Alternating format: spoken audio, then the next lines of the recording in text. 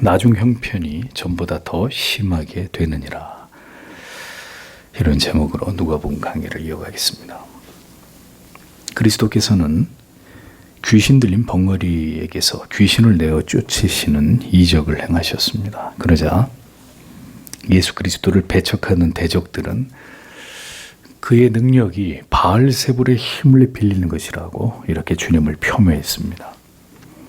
주님께서는 그들의 이 같은 참남한 논리를 명쾌한 반박의 논리로 일축하신 것을 성경은 기록하고 있습니다. 예수께서 벙어리 귀신 들린 자를 치유하셨을 때 대적자들은 이같이 주님을 그저 귀신의 우두머리에 졸개 정도로 취급을 했습니다. 또 일부는 주님의 이 같은 메시아적 권능을 부정하면서 하늘로부터 오는 더 강력한 표적을 요구하기도 했습니다. 주님께서는 이같이 하나님의 아들의 권세를 인정하지 않으면서 주님과 함께하지 않는 자들, 주님과 결코 같은 방향으로 나아갈 수 없는 자들에 대해서 이제 그들을 정의하시는 말씀을 그 다음 구절에서 말씀하고 계신 것을 볼 수 있습니다. 그것이 바로 23절의 말씀입니다. 나와 함께 있지 않는 자는 나를 반대하여 있다. 그리고 나와 함께 모으지 않는 자는 흩어지게 한다. 이렇게 말씀하셨습니다. 주님의 논리는 간결합니다. 즉 예수 그리스도의 권세를 인정하지 않고 주를 배척하고 진리를 거부하고 올바른 믿음의 자리를 이탈한 자들, 그들은 모두 사단에게 속한 자들이다라는 것입니다. 자, 주님의 이 같은 말씀의 중요한 진리는 주님과 사단 사이에 중간지대라고 하는 것은 없다라는 것이죠. 예수님께서 분명히 뜨겁지도 차지도 않는 라오디게아 교회를 향해서 뭐라고 하셨습니까? 뜨겁든지 차갑든지 둘 중에 하나를 택하라고 말씀하시면서 만약 그렇지 않으면 내 입에서 너를 토하여 내치겠다고 말씀하셨습니다. 신앙은 둘 중에 하나라는 거예요. 뜨겁든지 차갑든지 믿든지 안 믿든지. 그러니까 믿는 것도 아니고 안 믿는 것도 아닌 이런 신앙의 중간지대, 회색지대는 존재하지 않는다는 것입니다. 마태복음 6장 24절에서도 한 사람이 하나님과 재물을 겸하여 섬길 수 없다라고 분명히 선을 그으셨습니다. 그러니까 어떤 순간에도 성도는 선택을 해야만 한다라는 것을 기억해야 하는 것이죠. 하나님의 말씀을 지킬 것인가? 세상의 관행을 따를 것인가? 많은 사람들이 행하는 관습을 쫓을 것인가? 나를 위한 선택을 할 것인가? 하나님을 위한, 하나님께서 기뻐하시는 순종을 행할 것인가? 우리의 모든 삶이 이 선택의 연속입니다. 결단의 연속입니다. 주님께서는 분명히 나와 함께 아니하는 자는 나를 반대하는 자다. 나와 함께하는 자가 아니면, 나와 함께하지 않으면서 그냥 그 자리에 있는 자 정도가 아니라 나를 반대하는 자다라고 분명히 말씀하셨습니다. 주님과 함께 같은 뜻과 방향을 바라보면서 그 길로 같이 나아가는 자가 아니면 그 진리가 명하는 그곳으로 그 가치를 향해서 지금도 함께 나아가는 것이 아니라면 주님을 그가 반대하고 있는 자이다. 주님을 대적하고 있는 자이다. 라고 분명하게 밝히셨습니다. 그러므로 성도 여러분, 이 악한 시대와 세상 속에서 교회와 성도는 언제나 우리가 무엇을 결정하여 행하기 이전에 이것이 그저 전해오는 많은 사람들이 따라왔던 관행과 관습에 불과한 것인지 아니면 진정으로 하나님이 기뻐하시는 바인지를 언제나 심사숙고해야 되는 것입니다. 그 이유는 우리가 주님과 함께 한 방향으로 같은 길로 행하고 있는 것이 아니라면 하나님의 뜻과 반대로 행하는 것이 되기 때문이라는 것이죠. 그러니까 부지불식 간에 우리가 무지한 속에서 진리와 역행하는 것이 될 수 있다는 것입니다. 모으지, 헬라어로 쉬나곤이라는 단어와 해치는 스코르피제이라는 이 헬라어 단어를 주목해 보십시오. 모으다, 해치다. 이것은 이 두 동사는 양을 치는 목자의 행위와 깊이 관련되어 있는 단어입니다. 목자는 양을 모으는 자입니다. 그러므로 양을 모으는 자가 아니면 그는 양을 해치는 자다. 흩어버리는, 양에게 위해를 가하는 해치는 자일 수밖에 없다. 이런 의미입니다. 그러니까 목숨을 걸고 위급한 상황에서 목숨을 걸고 양을 모으는 자라야 진정한 목자다라는 거죠. 만약에 양을 모으는 일에 최선을 다하지 않고 도리어 양을 흩어버리고 양을 해하는 자가 있다면 그는 목자일 수가 없듯이 주님의 몸이신 교회가 진리 안에서 함께 연합하고 하나님의 기뻐하시는 뜻을 이루어가는 일에 목회자와 성도 여러분들이 하나가 되지 못한다면 이는 곧 교회와 목양과 성도의 지체됨에 그 아름다운 관계를 모두 찢어놓는 그리스도의 원수가 된다는 것을 우리는 잊지 말아야 합니다. 하나님의 사람들은 모으는 사람들입니다. 성도는 언제나 우리의 삶의 모든 내용과 방향이 그리고 하나님을 신앙하는 모든 관습과 행위가 진리 안에서 언제나 연합되고 한 마음과 한 뜻이 됨을 지향해야 되는 사람이다라는 것을 우리가 깊이 이해할 필요가 있습니다. 그러니까 우리가 아무리 스스로 생각하기에 옳은 일을 해낸다고 하지만 그 모든 일이 성도를 연합하게 하고 더 진리 안에서 하나 되게 하는 것을 지향하지 않고 만약에 내가 옳다고 믿는 그 일을 열심히 하는데 분열이 일어나요. 분리가 돼요. 대립을 해요. 서로가 갈등하게 돼요. 그러면 이것은 단언하건대 그리스도와 원수된 일이다라는 것입니다.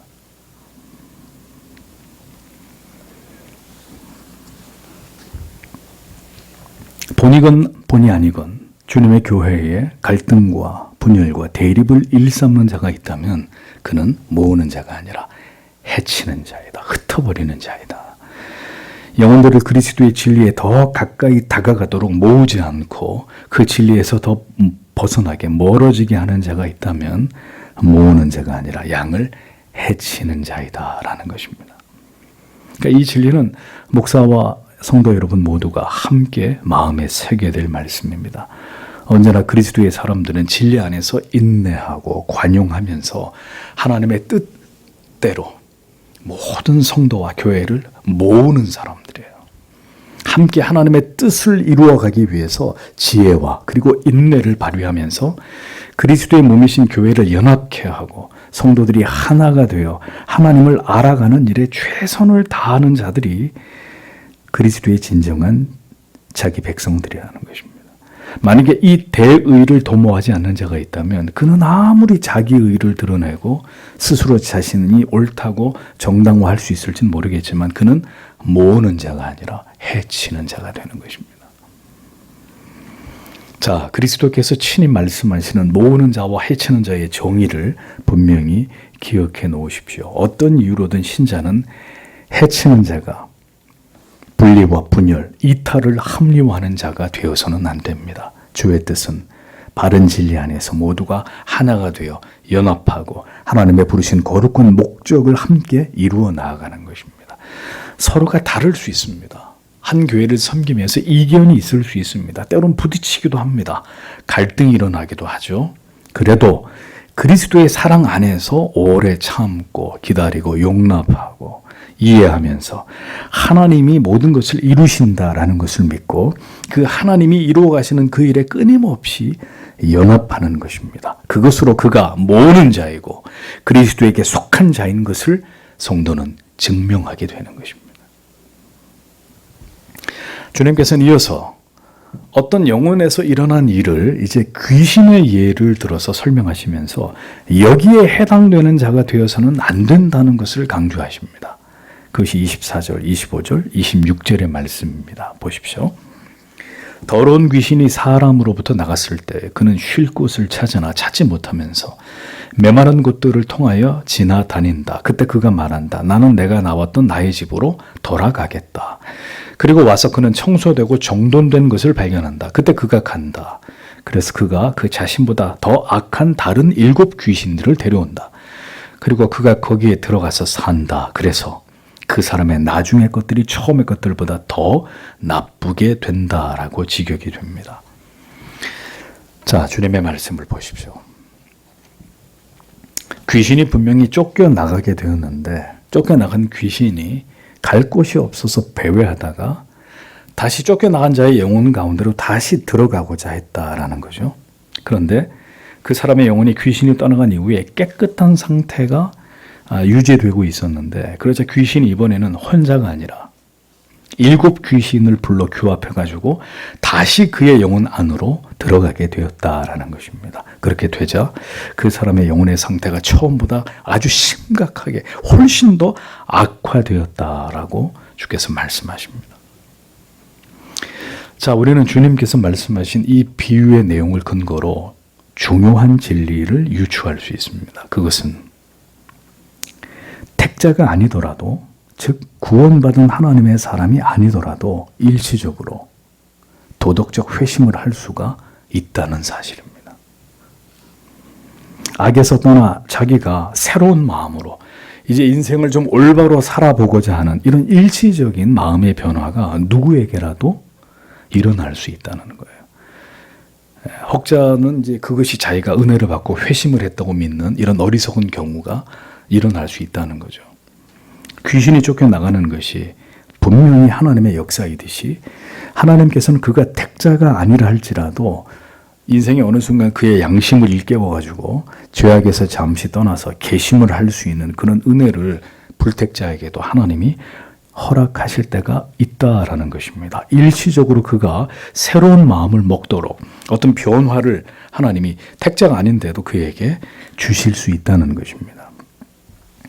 누가복음 17장에도 보면 10명의 문둥병 환자가 주님께로부터 다 깨끗이 나음을 입게 되죠. 근데 다시 돌아와서 감사를 표한 것은 단 한 명뿐이었는데, 그로 인해서 그가 주님께로부터 구원을 받았다는 화근을 듣게 되잖아요. 주님께. 그렇듯이 하나님의 은혜를 일시적으로 어떤 영적인 변화를 경험한 사람, 하나님의 은혜를 일시적으로 받아가지고 변화를 경험한 사람이라 하더라도 그가 구원을 받은 하나님의 자녀라고 볼 수는 없다는 중대한 교리적 해석이 이 말씀 안에 담겨 있다라는 것입니다. 그러니까 실제로 이러한 일들이 여전히 일어나고 있어요. 어떤 큰 고난이나 어려움이나 시련을 겪고 있는 사람이 누구 따라 같이 나도 교회 한번 나가보자. 교회 가서 나도 그 하나님 앞에 기도나 해보자. 그래서 하나님께 교회 따라 나와서 기도하게 되고, 자, 그러자 그 문제가 다행히 별 기대하지 않고 그렇게 따라가서 그냥 기도했는데도 어떤 문제가 해결이 되는 경우들을 경험하게 됩니다. 그런데 그렇게 열렬히 하나님을 구하고 말씀과 기도를 사모하면서 교회를 다니던 분이 그렇게 해서 하나님을 찾고 막 기도하는 척하고, 하나님 살려주세요, 이분 낫게 해주세요, 다시 살아날 어떤 그 희망을 저에게 주십시오, 이렇게 기도하면서 하나님의 은혜를 받아서 그 상황에서 벗어난 사람이 어떻게 돼요? 머지않아서 다시 그 믿음이 시들해져 버리고 다시 불신의 자리로 되돌아가는 이런 경우들이 흔히 교회 안에서 일어난단 말입니다. 흔히. 한때는 신앙의 순수한 동기와 목적 없이 그냥 답답하고 애가 타고 별 달리 할 수 있는 일이 없으니까 친구 따라, 가족 따라 그냥 교회 나와가지고 기도해보고 이렇게 하는데 다행히 문제가 좋아져요. 은혜도 받아요. 하나님이 정말 내 기도를 들어주시는 것 같아요. 그래서 교회를 열심히 다닌다고요. 어느 정도까지. 그런데 어떻게 되냐. 다시 차갑게 식어지고 믿음의 자리를 이탈하게 되는 일들이 교회를 출입하는 많은 사람들 가운데서 나타난단 말입니다. 한때는 열심히 교회 다니고 심지어 봉사도 열심히 하고 모든 모임에 열심을 가지고 참여하기도 했던 성도가 어느 날부터인가 신앙을 잃어버리고 하나님과 교회와 멀어지더니 세상과 찰떡궁합이 돼가지고 아예 그냥 세상으로 가버리는 이런 경우들 여러분 안 보십니까? 마치 언제 내가 그렇게 교회를 다니고 신앙생활을 했냐 싶을 만큼 하나님과 완전히 멀어진 채로 불신자처럼 살아가는 이런 경우들이 있다라는 것입니다. 그래, 처음의 상태보다 그래도 교회 나와서 예배도 드리고 교제도 하고 기도도 하고 그랬던 그때보다도 오히려 그 배도의 정도와 모습이 더 강팍하고 더 완고해져 버리는, 아예 그냥 철벽을 쳐버리고 예수의 예자도 이제 다시는 나한테 꺼내지 말라고 하는 이런 지경까지 내려가 버리는 그런 경우들이 있다는 것입니다. 교회 안에서. 귀신이 내쫓김을 당하게 되고 평안을 찾은 사람이 이제 그 마음에 주님을 모시고 진리 안에서 자라가야 됩니다. 나가면 그걸로 끝이 아니라 나가고 이제 그 주인이 완전히 체인지 돼서 이제는 예수 그리스도를 모시고 진리 안에서 깊이 하나님의 말씀의 뿌리를 받고 자라가야 된다는 말입니다. 흔들림이 없이 더 깊이 믿음의 뿌리를 내리고 성령의 내주하시고 인도하심을 따라서 더 진리에 대한 지식이 비약적으로 증가하면서 하나님의 말씀을 통해 계속 다듬어지고 깎여지는 이런 시간들을 통해서 이제 성화가 본격적으로 진행되는 이런 하나님의 신실한 견인 아래 있어야 된다는 거죠. 그가 하나님의 사람이라면, 그가 택자라면 그 수순을 따라서 믿음이 진행돼야 된다는 겁니다.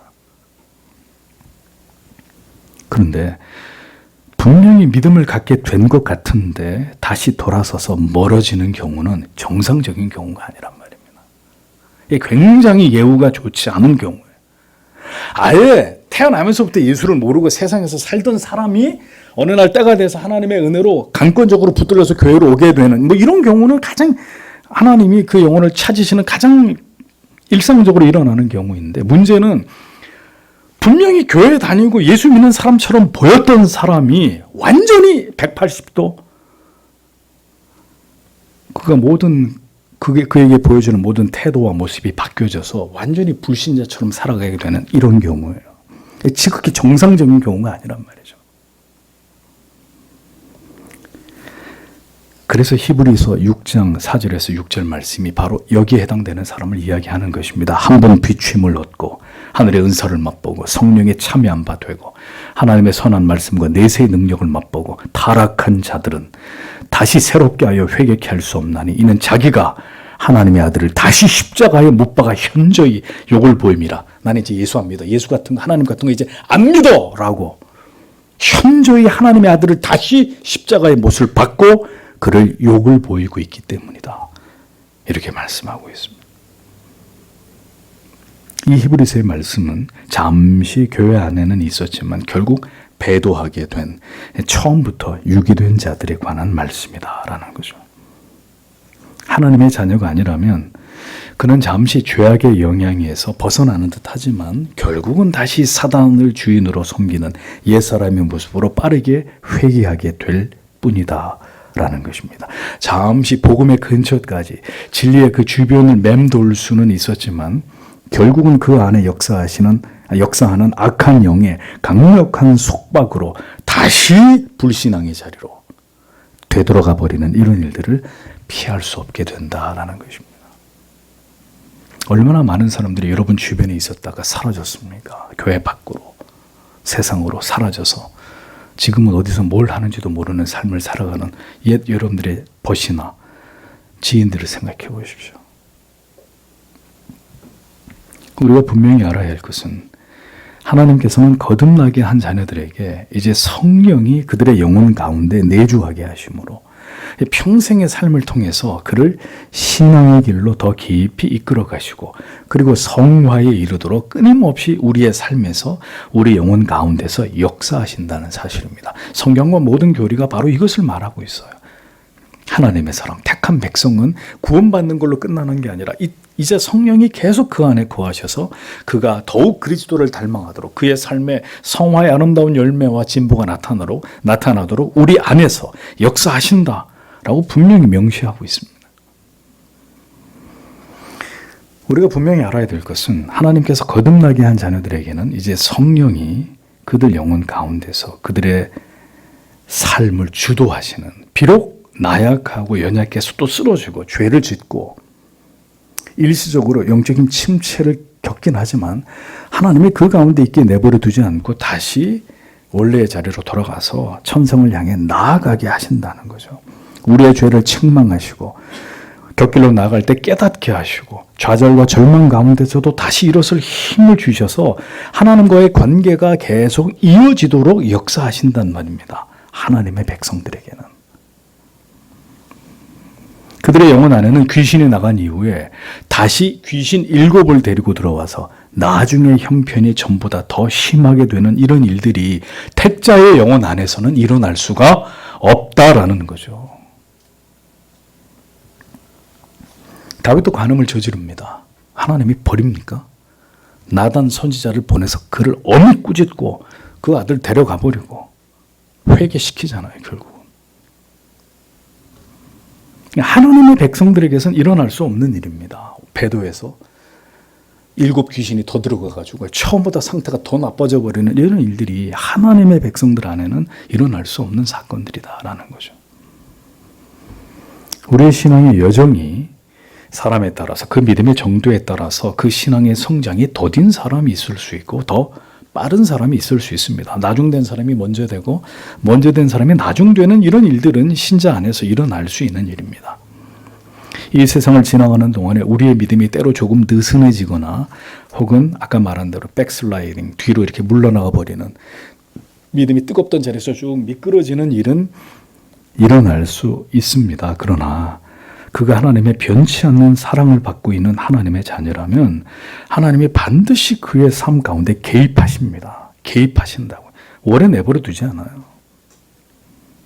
그래서 그 영혼과 마음을 만지시는 일들을 행하십니다. 물론 고통이 따르겠지만. 점진적으로 성도의 영혼이 성화되어 가도록 하나님이 역사하신단 말입니다. 우리 안에 거하시는 성령은 결국 우리를 떠나지 않으시고 때로는 탄식하실지언정, 우리가 빌 바를 알지 못할 때 우리 안에서 우리를 위해 대신 하나님 앞에 기도하실지언정 우리를 떠나시는 분이 아니란 말입니다. 우리 안에서 하나님의 뜻을 주 앞에 갈 때까지 성실하게 이루어 가십니다. 그러나 하나님의 자녀가 아닌 자들 안에는 성령이 없습니다. 그들을 견인하는 은혜 자체가 그들에게 미치지 않습니다. 일시적으로 마음에 어떤 변화가 일어나게 되고 교회를 출입하게 되고 어떤 간헐적 깨달음이 잠시 이렇게 영혼 가운데 스치고 지나가기는 하지만, 그래서 느끼는 거죠. 아, 내가 이렇게 살면 안 되는데, 아, 내가 이렇게 계속 이렇게 이런 죄를 지으면서 내가 이렇게 살면 안 되는데, 이런 깨달음이 스쳐 지나가더라도 그들의 영혼은 길가와 가시떨기와 그리고 돌짝밭 같은 그 이상도 이하도 아닌 그 상태가 계속 그 영혼 가운데 지루하게 이어질 뿐이라는 거죠. 분명히 아셔야 될 것은 그것이 한시적이기는 하지만 분명히 귀신이 떠나간 것 같은 상태가 존재한다는 거예요. 신자가 아니더라도 뭔가 내 인생이 좀 이렇게 새로운 관점에서 나를 바라보게 되고, 아, 내가 이제 정신 차리고 똑바로 살아야지, 뭐 이런 비슷한 생각들이 스치고 지나간다. 그게 더 어떤 사람에게 강하게 일어나면 한때 열심히 교회 나와서 열심히 예수 믿는 것처럼 보이는 일들까지 일어난단 말입니다.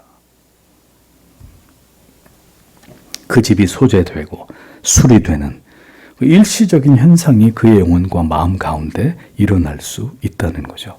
문제는 그런 상태가 그리 오래 지속되지 못하고 이내 그 씨앗이 다 말라버리게 되는 일들이, 세속의 온갖 염려에 그 영혼이 막혀버리게 되고, 영적인 것보다는 언제나 그 하나님의 영원하신 약속보다는 이 땅에 더 좋아 보이는 것들, 더 좋아 보이는 육적인 가치들, 나를 기쁘고 재밌고 신바람 나게 하는 것들에 쉬 그 마음이 빼앗겨버리는 일들이 일어나게 되고, 결국은 세상이 그를 확 끌고 다시는 돌이킬 수 없는 길까지 끌고 내려가는 일들이 그에게서 일어나게 된다는 거죠.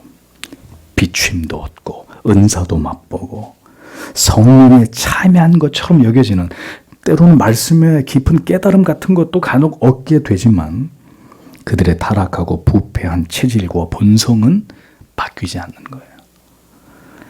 여전히 세상이 더 좋고 육의 쾌락이 영적인 희락보다 언제나 능가하고 신령한 가치보다는 물질적인 가치가 언제나 더 우선적인 그 삶의 틀에서 못 벗어나는 것입니다. 이들이 바로 주님과 함께 모으는 자들이 아니라 해치는 자들이다 라는 것입니다. 성도 여러분, 올바르고 참된 구원에 이르는 신앙이 무엇인지를 여러분들이 성경을 통해서 거듭 이렇게 정확하고 올바르게 보실 수 있어야 됩니다. 교회만 나가면 다 구원받는다. 그런 어리석은 생각에서 이런 하나님의 말씀을 하나하나 살피는 가운데 성경이 적어도 하나님의 말씀이 우리에게 가르치고 있는 이게 참된 구원이라는 게 뭐냐, 하나님이 인정하시는 진정한 믿음이라는 게 뭐냐, 이런 하나님의 말씀을 접하면서 정확하게 이해하고 분별하실 수 있어야 된다는 겁니다. 여러분들에게 단언하건대 지옥에 떨어진 자들 가운데 수많은 사람들은 교회 마당을 자주 밟았고 교회에서 눈물을 흘렸고 찬송과 기도를 열렬하게 드렸던 사람들도 있다라는 거죠. 그들은 기독교에 대해서, 성경의 진리에 대해서 전혀 문외한 자들만이 아니었다는 것입니다. 새로운 마음으로 무언가를 결단하기도 했었고 한때는 신앙의 거룩한 의무에 대해서도 열정을 가진 적이 있었던 자들이었다. 그러나 그들 안에 성령이 계시지 않았다라는 것입니다. 그러니 성령을 모시고 더 하나님을 알아가고 성령의 뜻에 순복하고 총체적인 삶과 영혼의 변화를 사모하지 않는 자리로 계속해서 미끄러지다가 결국은 완전히 하나님께로부터 분리되어 버리는 그런 길로 가게 되는 것이라는 겁니다. 아이가 태어나면 열심히 엄마가 주는 젖을 먹고 이유식을 하고 그 다음에 밥을 먹고 자라가야 하듯이 정상적인 그리스도인들은 진리의 꼴을 받아 먹으면서 자라가게 되어 있습니다. 영혼의 변화를 이루어가게 되어 있습니다. 그러나 그 영혼 가운데 성령이 거하시지 않은, 생명의 영이 거하시지 않는, 다시 7 귀신들이 들어가 그의 영혼을 장악해버린 자는 신앙을 이어갈 아무런 동력이 없으므로 믿음을 지속할 수가 없게 되는 것입니다. 인생의 어느 시점에서 이제 그만, 더 이상 나보고 교회 가자 소리 하지 마세요. 더 이상 나보고 예수 믿잔 말 하지 마세요. 여기까지입니다. 저는 결국 신앙의 자리를, 교회를 이탈하게 되고 세상으로 깊숙이 빨려 들어가 버리는 일들이 일어날 수밖에 없는 것입니다. 자동차에 기름이 있어요. 굴러가듯이. 결국 하나님의 사람들에게도 그 안에 예수 그리스도께서 거하시고 그의 영에 의해서 인도하심을 받아야 불완전하고 여전히 죄를 범할 수밖에 없는 우리라 할지라도 계속 주를 의지해서 믿음의 길을 걸어갈 수 있게 되는 것입니다. 그게 사람의 의지만으로 되겠어요? 우리 안에서 하나님이 우리를 붙들고 가시는 그분의 열심이 없는 한 우리 스스로 그렇게 믿음의 길을 끝까지 갈 수 있겠냐고. 불가능한 이야기입니다. 그 원동력이 우리 안에 있기 때문이에요. 그 길을 끝까지 가게 하시는. 그런데 하나님의 사람이 아니라면 결국 멈추어 서게 되는 것입니다. 신앙을 유지하고 지켜나갈 수 있는 동력이 원래부터 그 안에 존재하지 않았기 때문에 굉장히 두려운 말씀이죠. 성도 여러분, 주님께서 말씀하시는 바를 기억하십시오. 그리고 우리의 영혼을, 지금 주 앞에 서 있는 나의 영혼을, 그리고 우리 주변에 있는 사람들의 영혼의 상태를 분별해 보십시오. 성경이 말씀하고 있는 구원과 믿음이 무엇인지를 정확하게 이해하시고 오늘도 우리는 하나님께 무엇을 구해야 할지를 깊이 생각하셔야 합니다. 날마다 하나님께서 공급하시는 은혜 안에서 우리가 참된 신앙의 길을 걸어가기 위해 하나님의 은혜와 자비와 긍휼을 구하면서 좁은 신앙의 길을 계속 성령의 의지에서 걸어가든지 아니면 이제 더 이상 이어질 수 없는 무미건조하고 아무런 감흥과 감동이 없는 메말라버린 영혼의 상태에서 이제 믿음의 길에서 벗어나든지 이제 종지부를 찍고 어떤 결정을 해야 될 거 아니겠습니까? 둘 중에 하나를. 주께서 말씀하셨습니다. 주님과 함께하는 자가 아니면 주님을 반대하는 자라고. 그래서 믿음에서 멀어지는 자들에게 분명하게 드러나는 특징은 그가 한때 그토록 열심을 내서 부르던 주의 이름을 이제 그 어떤 이름보다도 싫어하게 되고 마음에서부터 이 모든 것에 대한 반감과 실증이 군사처럼 몰려오는 거예요. 응? 제발 나한테 이래라 저래라 교회 가자, 뭐 믿음이 어떻고 제발 그따위 소리 하지 말라고.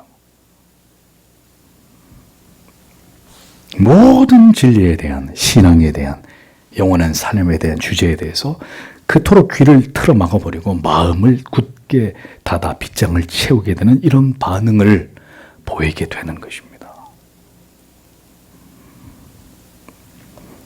성도 여러분, 우리의 마음이 향하고 있는 것을 주목해 보십시오. 여러분들의 양심에서 들려오는 반응을 잘 살피십시오. 성령의 내주하심을 믿고 하나님께서 기뻐하시는 길로 행하십시오. 그러면 여러분들의 영혼은 급격히 힘을 얻게 되고 은혜로 충만케 채워지는 역사를 경험하게 됩니다. 그러니까 우리의 삶이 뭔가 하나님과 어긋나면 한없이 우리의 영혼이 곤고해지고 힘을 잃고 괴로움과 고통이 몰려오지만 다시 우리의 방향을 성령이 기뻐하시는, 하나님이 나에게 원하시는 그것으로 다시 정조준하고 다시 주님의 은혜를 사모하면서 주님 일어나서 제가 다시 주님과 함께 같은 방향으로 가겠나이다. 저에게 힘을 주십시오. 저에게 은혜를 주십시오. 주님 저를 세워주십시오. 하나님 오늘도 그런 기도를 제일 듣고 싶어 하시는 아버지십니다.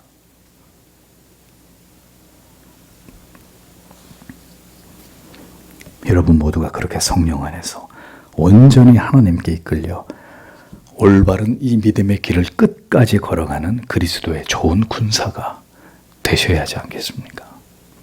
그러니까 이 연기에서 일어나는 일들을 주목해서 보십시오. 왜 교회를 다니던 사람들 가운데 이 바른 믿음을 따라가다가 이상한 믿음으로 이탈하든지 아니면 믿음 자체를 송두리째 잃어버리고 세상으로 가버리든지 자, 이런 일들이 왜 일어나는지 예수님이 이 귀신의 비유를 가지고 우리에게 정확히 말씀하고 있는 것입니다. 바라는 것이 있다면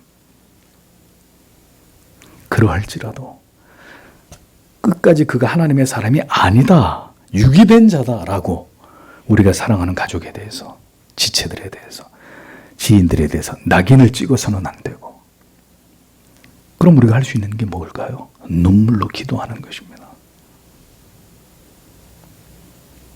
부디 이 말씀에 해당되는 자가 되지 않게 해주시기를, 그리고 하나님 어떤 방법으로든 그 영혼을 깨닫게 해서 하나님 안으로 돌아오게 해주시기를. 우리가 할 수 있는 게 그거밖에 없잖아요. 이제 어떤 말도 안 들으려고 하면, 우리 시야에서 완전히 벗어나 버리면 이제 아무것도 할 수 있는 게 없어요. 우리가 할 수 있는 일이 없어요. 그가 정말 하나님의 사람이라면 하나님 부디 그를 돌이켜서 다시 하나님께로 돌아오게 해주시기를 기도하는 것 외에는 우리가 할 수 있는 것이 아무것도 없습니다. 오늘 이 무서운 말씀, 이 귀신 들렸던 자, 다시 7 귀신이 와서 처음보다 상태가 더 악화되어 버린 명백히 유기된 자로 성경이 말씀하고 있는 그들 가운데 우리가 사랑했던 사람들이 포함되지 않도록 하나님 우리 모두에게 은혜 주시기를 이 밤에 기도하시기를 바랍니다.